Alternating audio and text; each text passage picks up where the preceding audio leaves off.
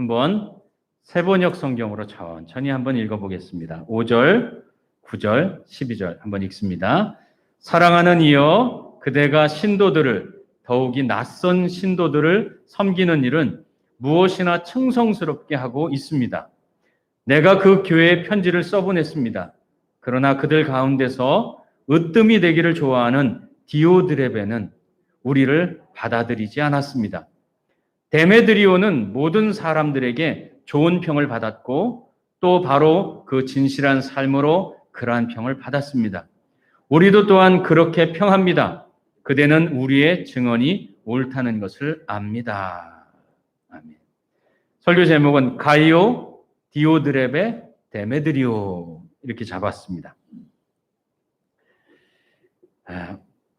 요한 3서는 가이오와 디오드레베와 데메드리오라고 하는 세 인물을 중심으로 이야기가 진행됩니다. 아주 짧은 한 장의 말씀이에요.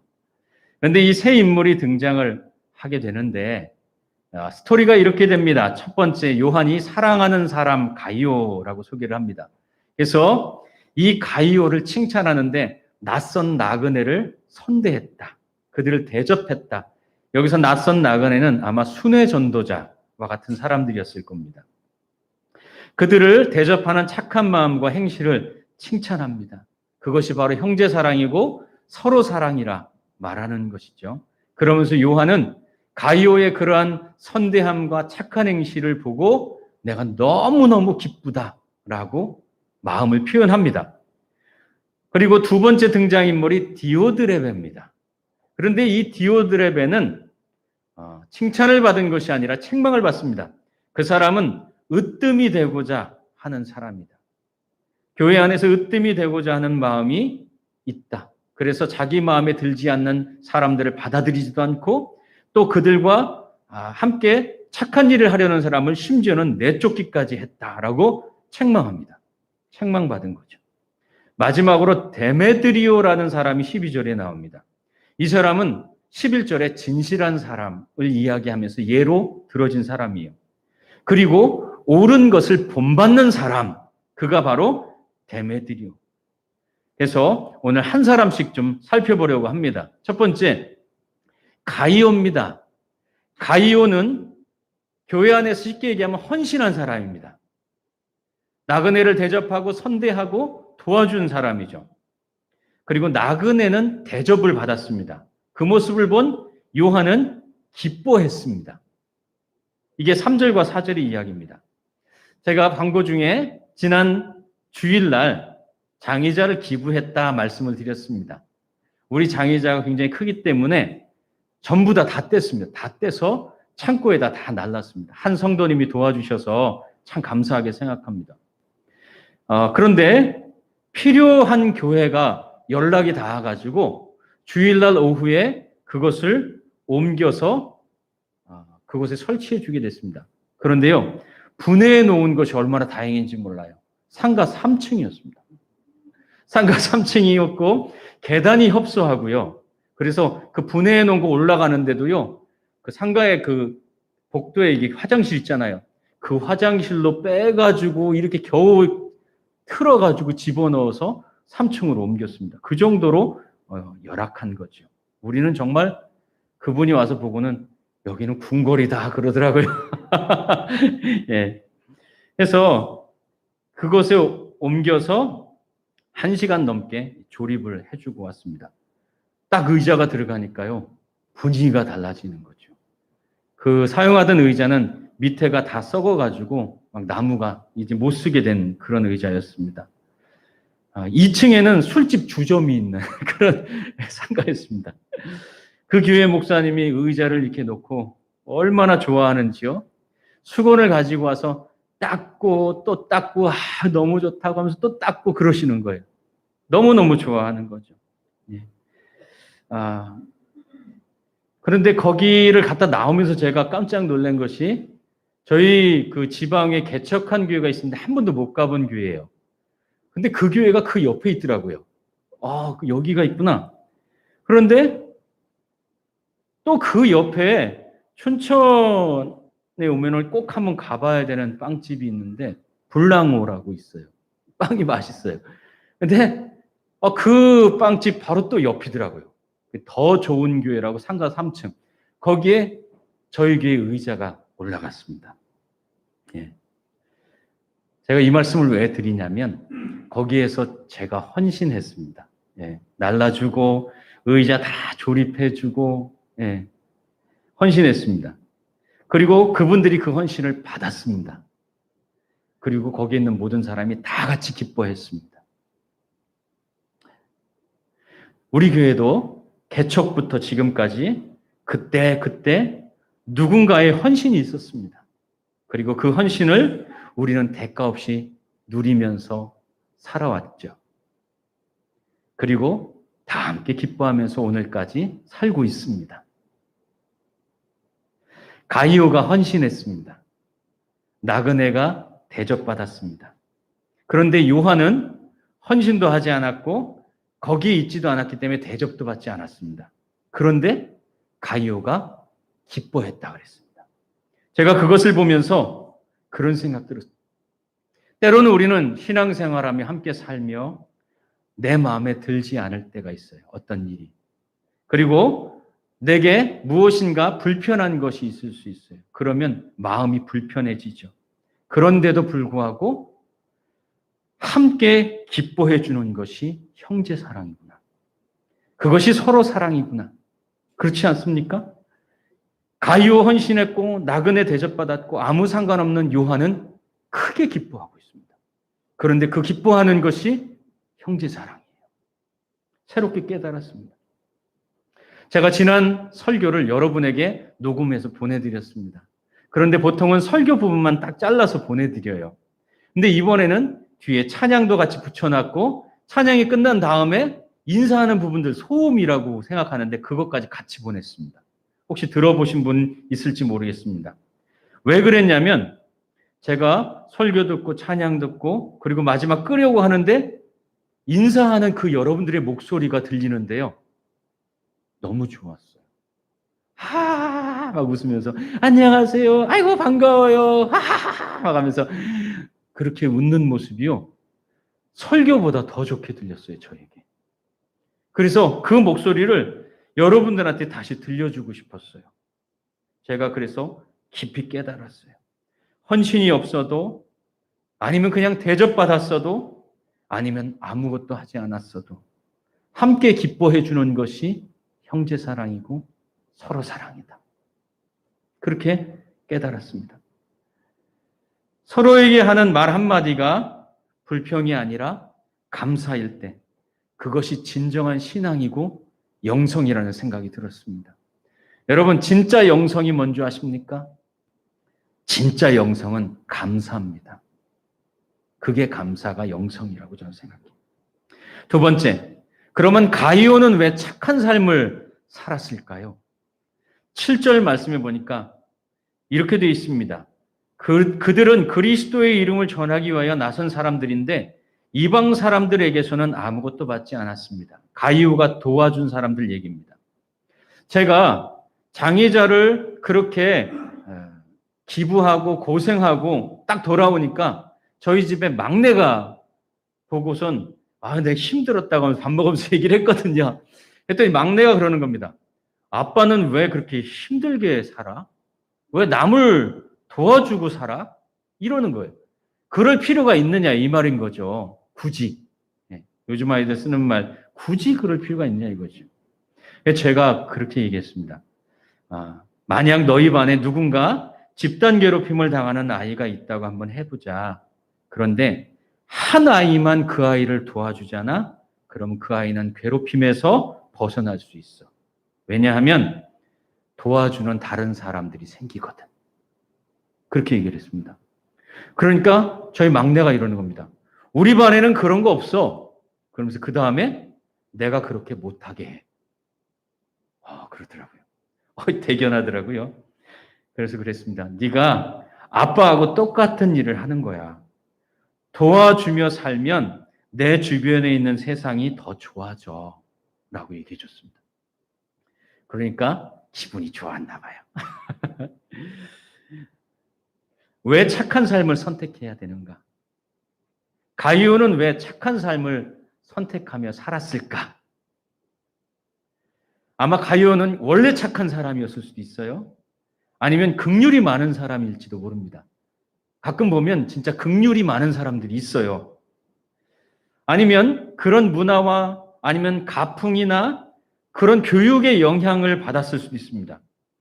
그렇게 착한 일을 하는 것, 우리는 그것을 착하다, 착한 사람이다, 그렇게 말합니다.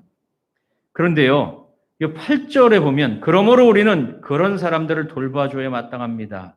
그래야만 우리가 진리에 협력한 사람이 될 것입니다. 그렇게 말합니다. 그런 사람들을 돕는 것, 돌봐주는 것은 착한 일입니다. 여러분, 세상에도요, 사회에도요, 착한 사람들은 얼마든지 있습니다. 심지어 여러분보다 저보다 착한 사람들 많이 있습니다. 그런데 그것이 우리는 진리에 협력하는 일이 되는 것이 어떻게 될 수 있을까 물어야 되는 겁니다. 사회에 있는 사람들이 하는 착한 일과 우리가 신앙 안에서 하는 착한 일은 뭐가 다른 걸까요? 어떤 분들에게 교회 다니는 이유가 뭡니까? 라고 여쭤보면 착하게 살려고요 라고 대답을 합니다. 저는 좋은 대답이라고 생각합니다. 하지만 그것이 좋은 대답이기는 한데 완벽한 답은 아니에요. 정답은 아니에요. 착한 일이 진리에 협력하는 일이 되는 것은 그 이유는 바로 8절에 읽었었던 7절이죠. 7절에.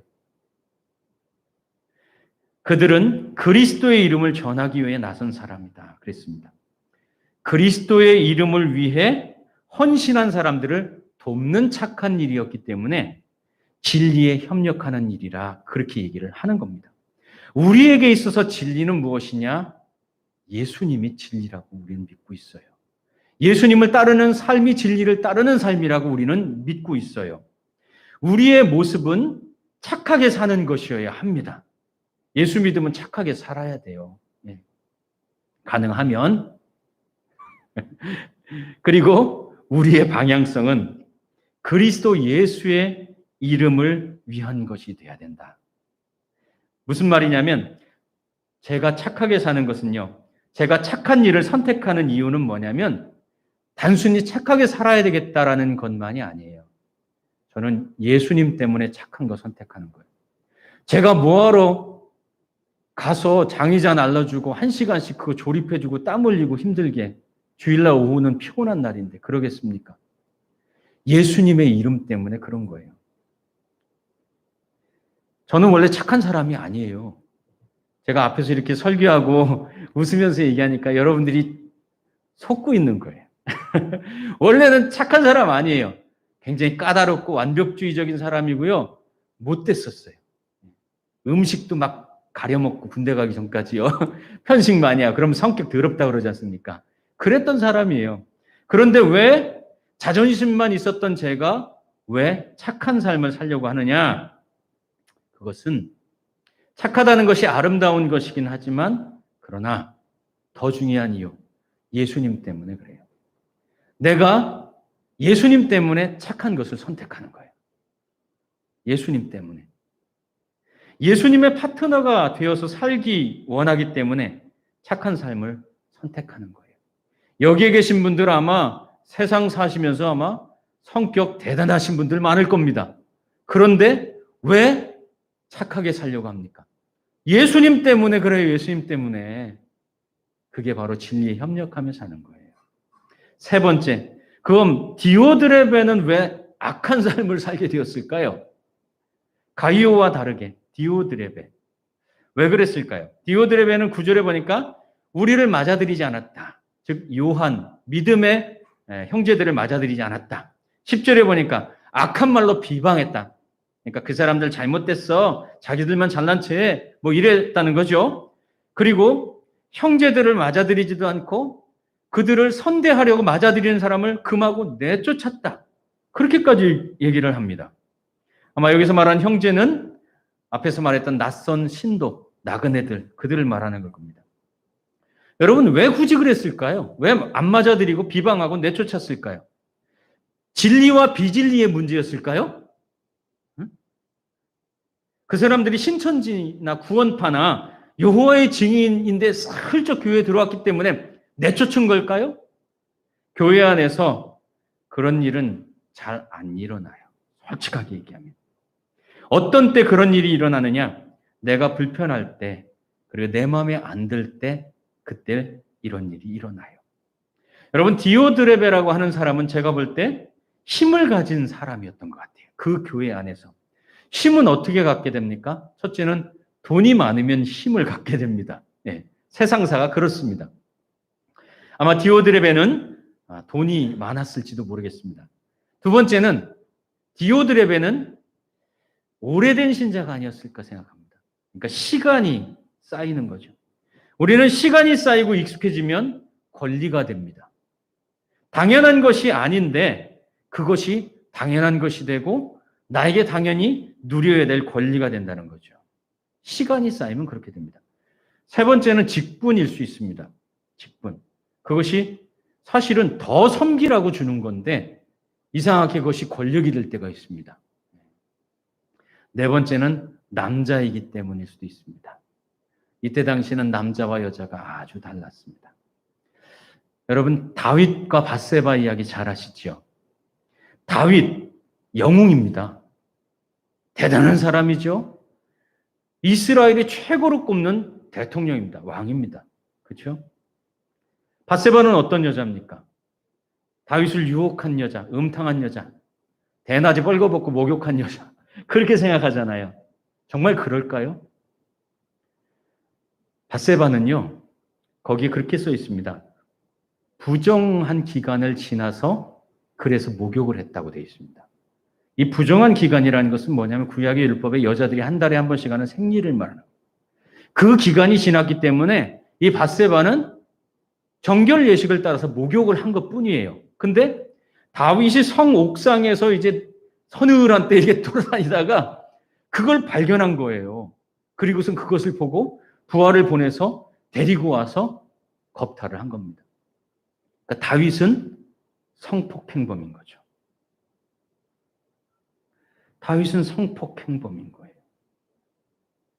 물론 그 일 때문에 하나님 앞에서 회개했습니다. 그런데 우리는 거기에서 머무르면 안 됩니다. 밧세바에게 사과한 내용이 한 번도 없습니다. 밧세바가 얼마나 두려웠겠습니까? 젊은 처자입니다. 그런데 그 남편을 사랑해서 결혼했을 거 아니에요. 그렇지 않겠습니까? 그런데 그 남편을 다윗이라는 왕의 절대 권력을 가지고 전쟁터에 내보내서 죽였습니다. 그리고 자기를 왕궁으로 데리고 들어왔습니다. 막 좋아서 막 할렐루야 외치면서 들어갔을 거라고 생각하십니까? 입장 바꿔서 한번 생각해 보세요, 여러분.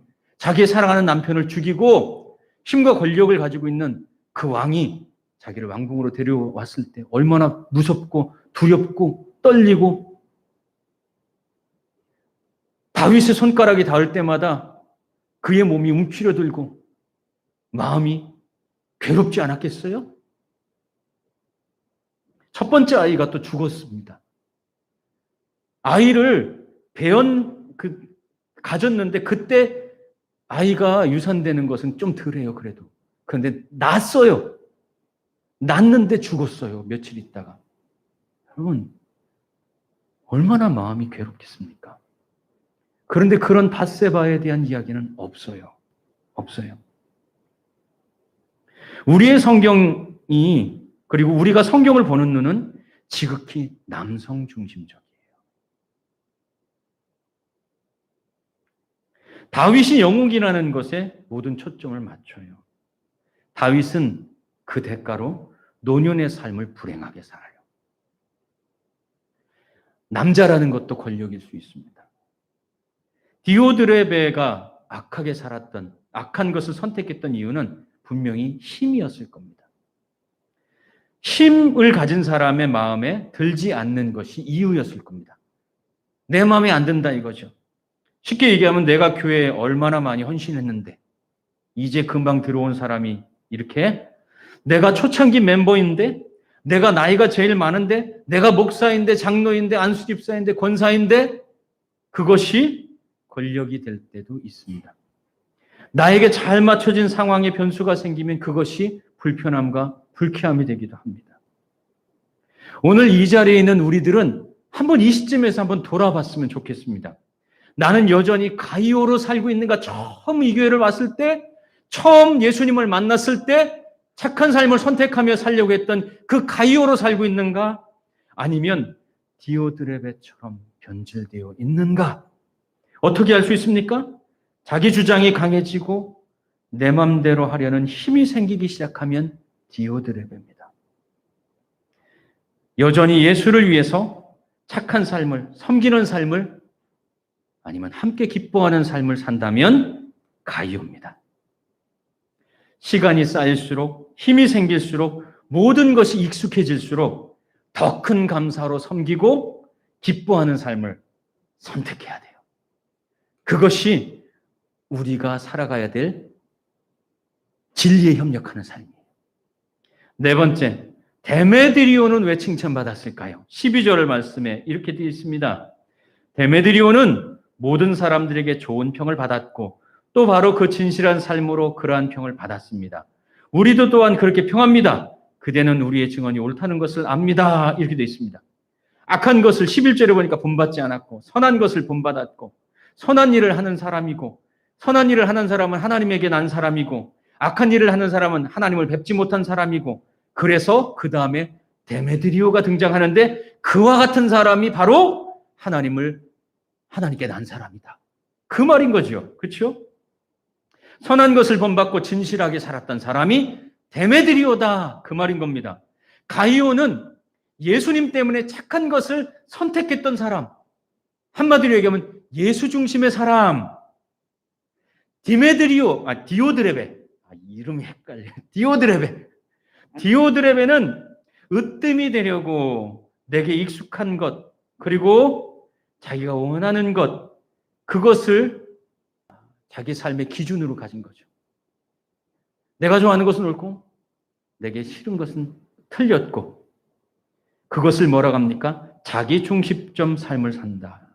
그래서 자기 중심주의. 데메드리오는 이 두 사람 중에 본받는 자. 누구를 본받았을까요? 가이오를 본받을 것을 거라고 생각합니다. 옳다는 것, 옳은 것, 그것을 진리로 본받는 사람, 그 사람이 본받을 만한 사람이 되는 겁니다. 교회에는 가이오도 있고 디오드레베도 있습니다. 그러나 대부분은 데메드리오입니다. 데메드리오, 본받는 자. 그런데 여러분은 누구를 본받습니까? 가이오를 본받는 사람입니까? 디오드레베를 본받는 사람입니까? 저는 본받는 자로서 칭찬받았던 데메드리오도 중요하다고 생각합니다. 왜냐하면 옳은 것을 본받으면 그가 본받을 만한 사람이 되는 겁니다. 옳은 것을 본받으면 본받을 만한 사람이 되는 겁니다. 우리는 예수를 배우는 겁니다. 저는 여기서 두 가지 질문이 던져졌어요. 첫째, 여러분은 어떤 선생이 되겠습니까? 가이오라는 선생이 있고요. 디오드레베라는 선생이 있습니다. 어떤 선생이 되시겠습니까? 두 번째, 누구를 본받는 자가 되겠습니까? 데메드리오처럼 진리를 본받는 자, 가이오를 본받는 자, 예수를 본받는 자가 되어야 된다고 저는 믿습니다. 제가 새벽에 이 이야기를 좀 한번 했습니다. 평생 잊혀지지 않았던 사건이라서 그래요. 제가 기도원에서 사역할 때였습니다. 그때 어떤 분이 떡을 헌물해 주었습니다. 아마 무슨 생일이었는지 그랬던 것 같아요. 그래서 점심을 먹고 떡을 나누어 주는데 한 여자 성도가 화가 나 있는 겁니다. 왜 그런가 하고 여쭤보니까 그분이 그러는 거예요. 죄송합니다. 이렇게 얘기해서 그분이 한 말을 그대로예요. 전현이 앞에 사람은 주고 나는 안 주고 기다리게 세워놨다는 거예요. 그래서 무슨 일인가 하고 안을 봤더니 그 안은 식당입니다. 기도원이니까 식당이 있잖아요. 그 식당에서 일하는 사람이 이제 배식을 하면서 떡도 같이 이렇게 하니까 못 본 거죠. 못 볼 수도 있잖아요. 그러니까 세워뒀다는 겁니다. 근데 나를 무시해서 세워뒀다고 생각을 했던 것 같아요. 그래서 그렇게 얘기한 거죠. 그냥 떡 하나 달라고 하면 되지. 이년저년 할 필요는 없지 않아요? 그렇죠? 우리는 기억해야 될 것 같습니다. 내가 하는 말, 행동, 이 모든 것들이 누군가 본받고 기억할 수 있는 삶인 거죠. 나의 가벼운 말이 누구에게 무거운 마음을 줄 수도 있다는 것을 기억해야 되는 것이죠. 저는 여러분이 가이오가 되어서 데메드리오가 본받는 사람, 진리를 보여주는 사람, 아니 데메드리오가 되어서 예수를 본받는 사람, 여러분이 되길 바랍니다. 우리는 사소한 것에 마음이 상할 수도 있습니다. 물론 그럴 수 있습니다. 하지만 그럴 수 있지만 부끄럽지 않습니까? 그 사소한 것에 떡 하나 주지 않은 것에 마음이 상했다는 것이 예수 믿으면서 그런 모습으로 살고 신앙생활 한다는 것이 자존심 상하지 않습니까? 내가 그 정도밖에 안 되는가? 예수 믿는 게 이 정도밖에 안 되는가? 라는 자책이 들지 않습니까? 오늘 말씀의 결론입니다. 가이오처럼 헌신하는 삶이 착한 삶이고 예수 중심의 삶입니다. 두 번째, 대접을 받든 대접을 받지 못하든 기꺼이 함께 기뻐하는 것이 형제 사랑이고 자매 사랑이고 서로 사랑입니다. 그리고 예수 사랑입니다. 함께 기뻐하시길 바랍니다. 세 번째, 데메드리오처럼 옳은 것을 본받아야 본받을 만한 자가 됩니다. 저도 늘 가슴 깊이 새기면서 살려고 합니다. 죽을 때까지 길이요 진리요 생명이신 예수를 본받아서 배워서 살아가는 여러분이 되길 바랍니다. 성령께서 도움이